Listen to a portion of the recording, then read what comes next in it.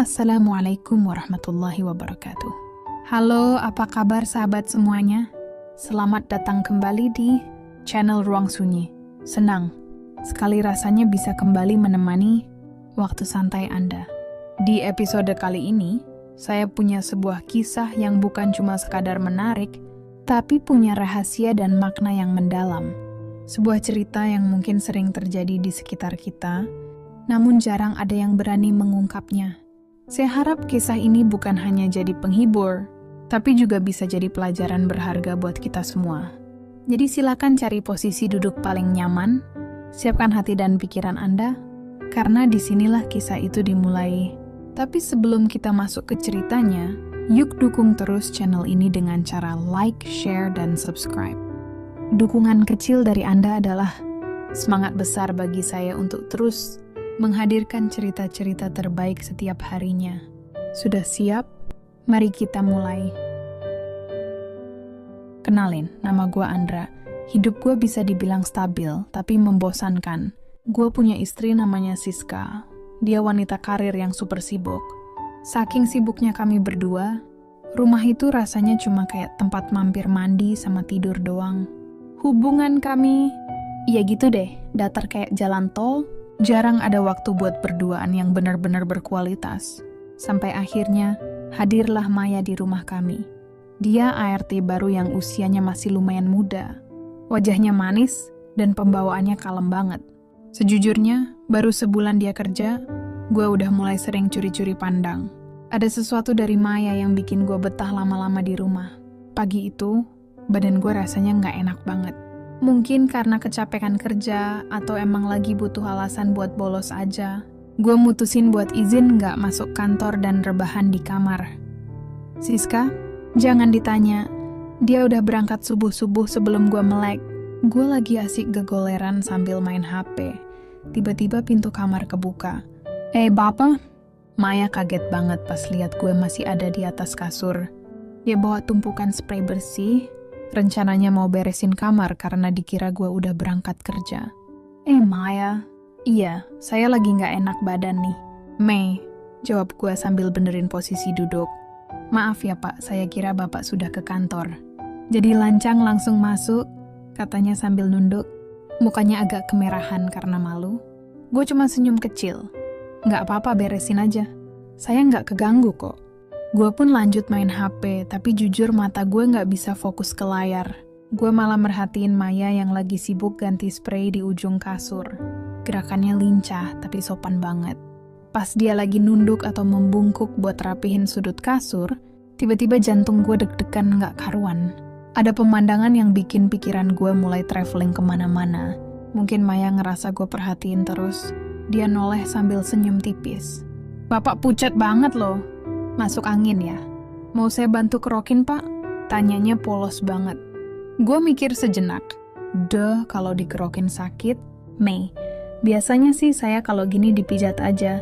Tapi tukang pijat langganan saya lagi nggak bisa datang hari ini. Maya sempat diam sebentar. Terus dia bilang, kalau bapak mau, nanti habis kerjaan saya beres. Biar saya yang pijat. Mau nggak pak?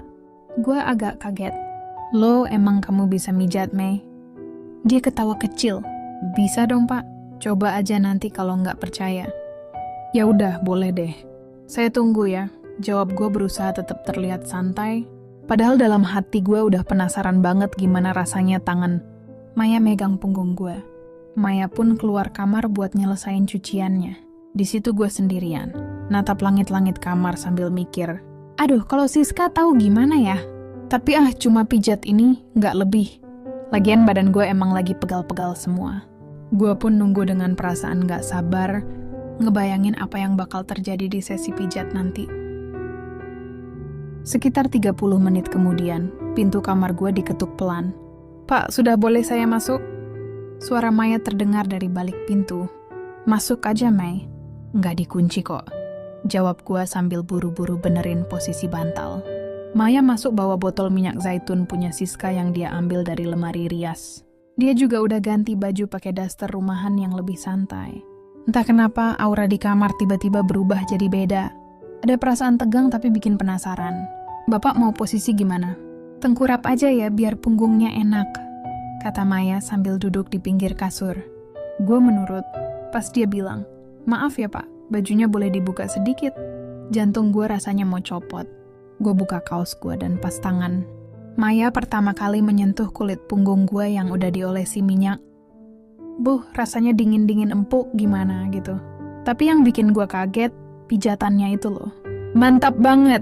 Jarinya kayak tahu banget titik-titik saraf yang pegal. Gila, Mei. Kamu kok jago banget sih? Ini mah kelas pro! Puji gue sambil meremelek. Maya cuma ketawa kecil, suaranya halus banget di telinga gue. Kan tadi saya sudah bilang, Pak, jangan ngeremehin. Sambil dia terus memijat bagian bahu gue mulai kepo. Belajar dari mana sih beneran? Nggak mungkin otodidak kalau seenak ini. Maya sempat terdiam sebentar. Gerakannya agak melambat. Sebenarnya, dulu saya pernah kursus, Pak. Terus sempat kerja di panti pijat juga di dekat kampung saya. Jawabnya agak ragu, seolah dia takut gue bakal mandang rendah dia. Gue agak tersentak tapi makin penasaran. Oh ya, kok malah milih jadi RT di sini? Capek Pak di sana. Pelanggannya banyak yang jahil, suka minta yang aneh-aneh. Kalau di rumah Bapak kan enak, orangnya baik-baik, gajinya juga lumayan bisa ditabung. Ceritanya sambil terus fokus mijat area pinggang gue. Gue dengerin sambil menikmati sensasi tangannya. Pikiran gue makin kacau pas Maya makin intens mijat bagian otot-otot di bawah punggung. Sesekali sarung gue agak tersingkap, tapi Maya kayak santai aja, seolah dia udah terbiasa ngadain servis kayak gini. Pernah ada yang maksa pas kamu di panti pijat? Tanya gue iseng. Sering Pak, makanya saya keluar. Saya cuma mau kerja halal, tapi ya gitu. Kadang suasana suka bikin kita susah nolak, katanya lirih. Kalimat terakhirnya itu loh. Entah kenapa kayak kode rahasia buat gue. Gue cuma bisa nelan ludah. Sekarang posisi dia makin dekat, bau wanginya Maya mulai kecium jelas banget. Di satu sisi gue ngerasa bersalah sama Siska, tapi di sisi lain, gue gak mau sesi pijat ini berakhir cepet-cepet. Gue masih dalam posisi tengkurap, tapi kepala gue miring ke samping supaya bisa curi-curi pandang. Sesi pijat ini makin lama makin bikin gerah, padahal AC di kamar udah gue set paling dingin. Maya sekarang posisinya agak naik ke atas kasur, supaya lebih leluasa mijat bagian pinggang gue. Nah, disinilah fokus gue mulai buyar. Karena dia pakai daster yang potongannya agak longgar di bagian kerah, setiap kali dia condongin badan buat kasih penekanan ke pijatannya, dua anugerah di balik dasternya itu seolah-olah mau pamer ke depan mata gue. Gue cuma bisa nelan ludah berkali-kali. Jantung gue udah kayak lagi nonton balapan F1 kencang banget. Pak, kok diam aja? Pijatannya kurang kencang ya? Tanya Maya sambil senyum manis. Dia sengaja banget nundukin badannya lebih rendah, seolah dia tahu persis kemana arah mata gue lagi fokus.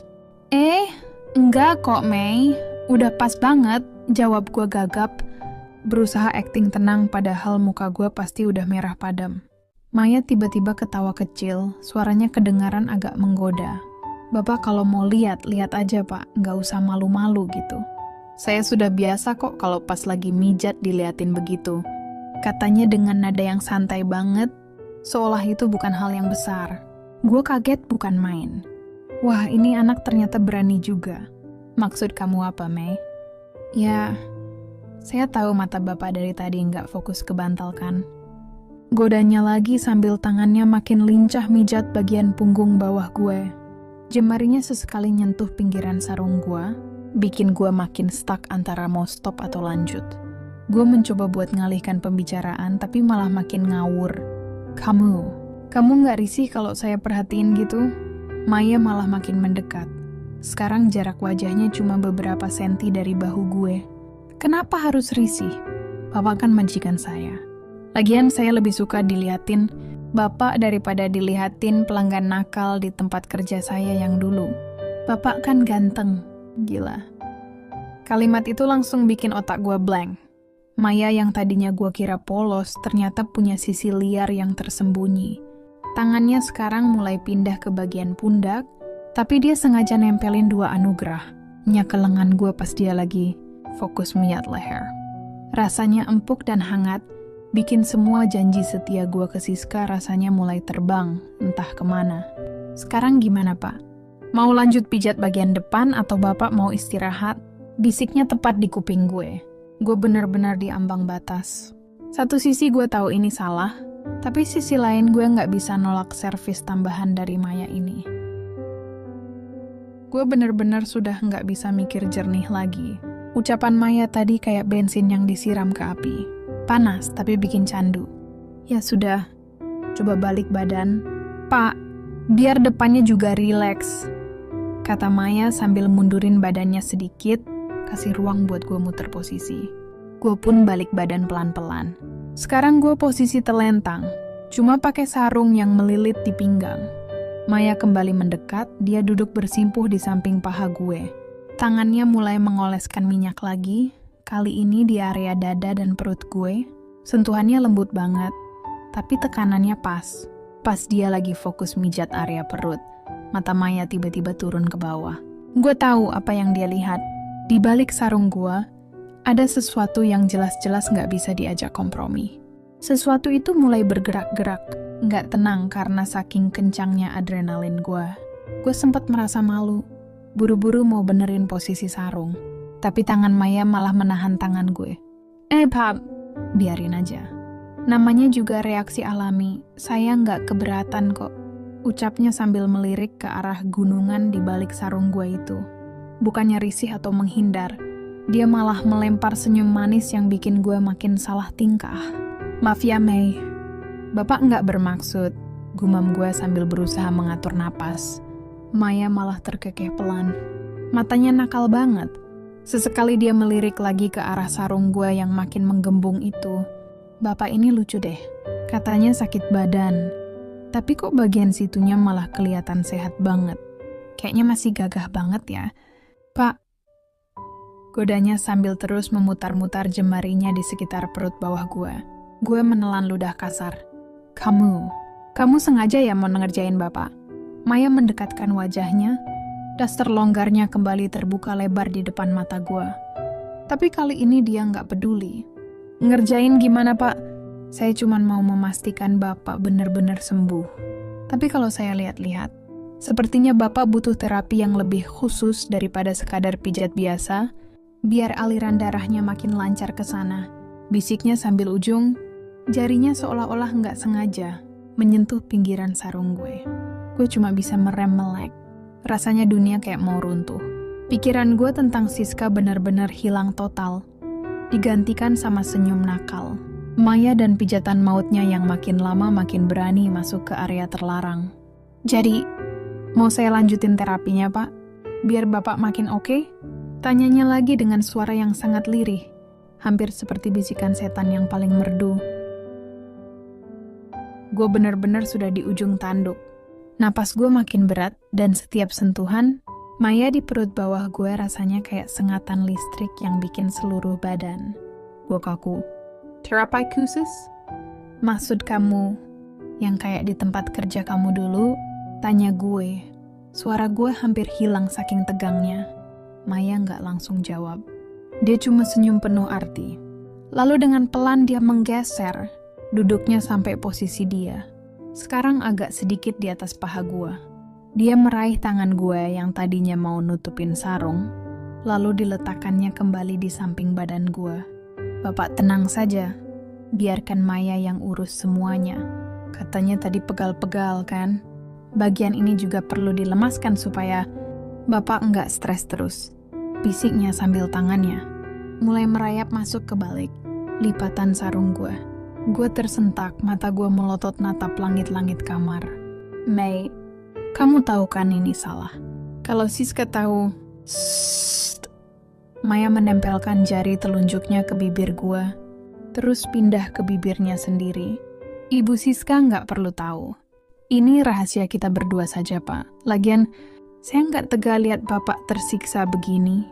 Dan benar saja, begitu tangannya yang sudah licin karena minyak zaitun itu menyentuh milik gue secara langsung, gue langsung kehilangan kemampuan buat bicara. Rasanya luar biasa beda. Pijatannya bukan cuma sekadar megang, tapi dia pakai teknik yang benar-benar bikin gue melayang. Gue sempat melirik ke arah Maya. Dia masih dengan ekspresi tenang, bahkan sesekali dia menggigit bibir bawahnya sambil terus fokus melakukan terapi itu. Daster tipisnya makin tersingkap karena posisinya yang membungkuk, dan kali ini gue nggak cuma sekadar melihat, tapi lengan gue sengaja gue tempelin ke arah kedua anugerahnya yang empuk itu. Maya nggak menghindar, dia malah makin mendekat, bikin napasnya yang hangat terasa di leher gue. Gimana pak? Makin lancar kan aliran darahnya? Godanya sambil mempercepat gerakan tangannya. Gue cuma bisa mengerang pelan. Aduh Mei, kamu bener-bener pinter. Gue bener-bener lupa kalau gue ini majikannya. Saat itu gue cuma laki-laki yang lagi bertekuk lutut di bawah keahlian tangan seorang Maya. Sesi terapi itu berlanjut sampai gue bener-bener ngerasa lemas seada-adanya. Begitu selesai, Maya dengan cekatan merapikan kembali sarung gue, seolah-olah nggak terjadi apa-apa. Nah, kalau begini kan, Bapak sudah kelihatan lebih segar, katanya sambil tersenyum manis, lalu dia berdiri dan mulai merapikan minyak zaitunnya.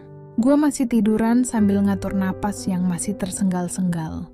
Kamu benar-benar rahasia besar di rumah ini ya, Mei. Dia cuma mengedipkan sebelah mata ke arah gue sebelum jalan ke arah pintu. Sampai ketemu di terapi selanjutnya ya. Pak, saya permisi dulu mau lanjut nyetrika. Gue cuma bisa melongo ngeliat dia keluar kamar dengan santainya. Sesi pijat hari itu resmi mengubah hidup gue selamanya. Setelah kejadian terapi hari itu, suasana di rumah rasanya jadi beda banget. Setiap kali gue lewat di depan Maya, ada tatapan penuh arti yang kami bagi. Gue ngerasa kayak punya dunia rahasia di balik punggung Siska, dan kesempatan itu datang juga. Pagi itu, Siska sudah sibuk packing koper. Mas, aku ada dinas ke Surabaya 3 hari ya.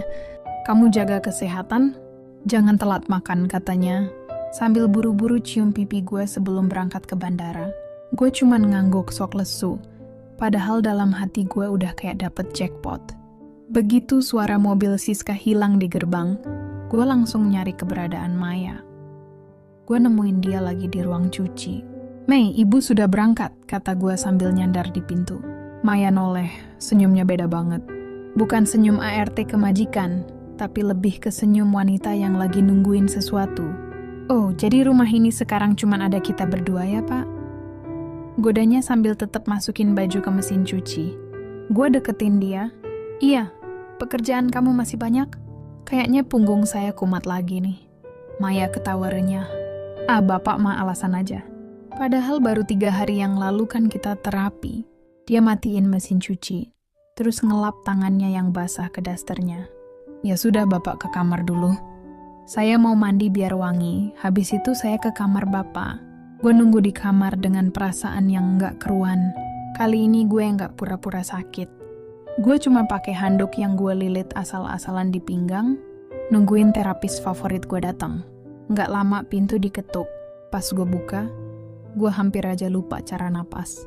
Maya datang pakai daster yang lebih tipis dari biasanya. Bahannya jatuh banget sampai ngebentuk lekuk tubuhnya dengan jelas. Rambutnya masih agak basah. Wangi sabunnya langsung memenuhi penciuman gue. Bapak sudah siap? Tanyanya lembut. Gue langsung narik dia masuk dan kunci pintu kamar. Siap banget, Mei. Kali ini nggak ada basa-basi soal pegal leher atau capek kerja. Begitu Maya duduk di kasur, gue langsung rebahan di depannya. Tapi kali ini, Maya nggak langsung megang punggung gue. Dia malah duduk di depan gue, matanya langsung turun ke arah handuk gue yang sudah mulai terganggu lagi. Bapak ini kok nggak ada kapoknya ya? Makin lama makin berani. Katanya sambil tangannya mulai ngelus dada gue tanpa minyak. Sentuhannya kali ini terasa lebih berani. Jemarinya sengaja narik-narik bulu dada gue pelan. Gue raih pinggangnya, narik dia supaya lebih dekat. Abisnya kamu bikin ketagihan, Mei. Kamu sendiri gimana? Nggak takut ketahuan? Maya malah duduk di atas paha gue, bikin daster tipisnya makin tersingkap ke atas. Takut sih ada, Pak. Tapi kalau dipikir-pikir, saya juga ngerasa kesepian di sini. Ibu Siska kan jarang ada waktu buat Bapak. Masa saya nggak boleh bantuin dikit? Dia mulai nunduk, kerah dasternya kebuka lebar banget. Dan kali ini gue gak cuman ngeliat, tapi gue bener-bener ngerasain kulitnya yang halus nempel di wajah gue. Maya mulai mijat bahu gue sambil sesekali ngecap leher gue pelan. Pak, Bapak jangan kasih tahu ibu ya, kalau nanti saya jadi makin manja sama Bapak. Bisiknya tepat di telinga gue. Sementara tangannya sudah mulai nakal lagi ngebuka ikatan handuk gue. Tenang aja, Mai. Rahasia kita aman. Jawab gue sambil mulai membalas perlakuannya. Di luar matahari masih terang. Tapi di dalam kamar, kami benar-benar lupa waktu. Batas antara majikan dan pembantu benar-benar hilang, digantikan oleh permainan yang jauh lebih panas dari sekadar pijat biasa.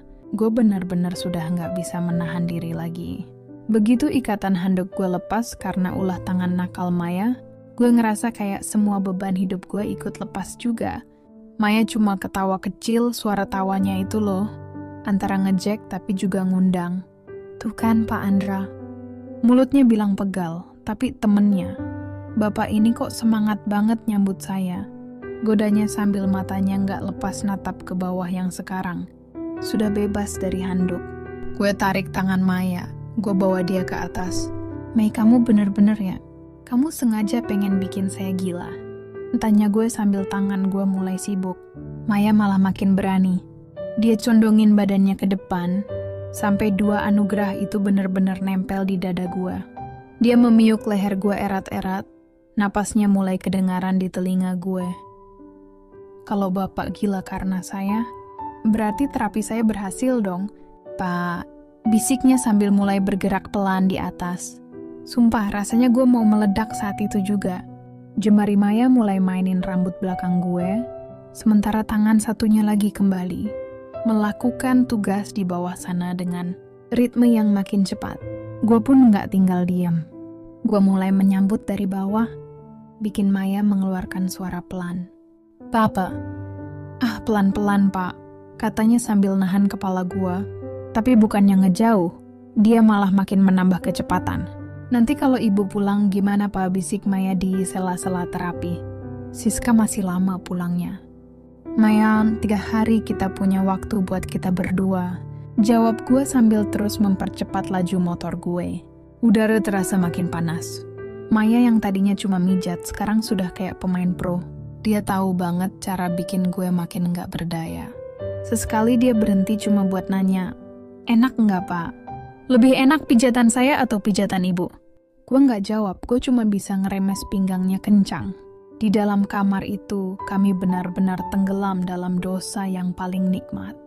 Setiap gerakan Maya, setiap rintian kecil yang keluar dari mulutnya, bikin gue ngerasa rumah ini bukan lagi milik gue dan Siska, tapi milik gue dan Maya. Setelah semuanya berakhir, Maya masih betah senderan di dada gue yang penuh keringat. Dia memainkan jari gue sambil senyum penuh kemenangan. Papa, kalau nanti saya ketagihan minta dipijat balik sama Bapak, gimana? Tanyanya manja banget. Gue cuma bisa ketawa lemas sambil ngecap keningnya. Ya tinggal panggil aja. Mei, kamar ini selalu terbuka buat kamu kalau Siska nggak ada. Nah, sahabat Ruang Sunyi, itulah akhir dari bagian pertama kisah Pak Andra dan Maya. Ternyata, sebuah pijatan biasa bisa berujung pada rahasia besar yang tak terbayangkan. Namun, apakah rahasia ini akan tetap aman? Jangan lewatkan part 2 besok malam, karena besok giliran Maya yang akan meminta pijatan balik dari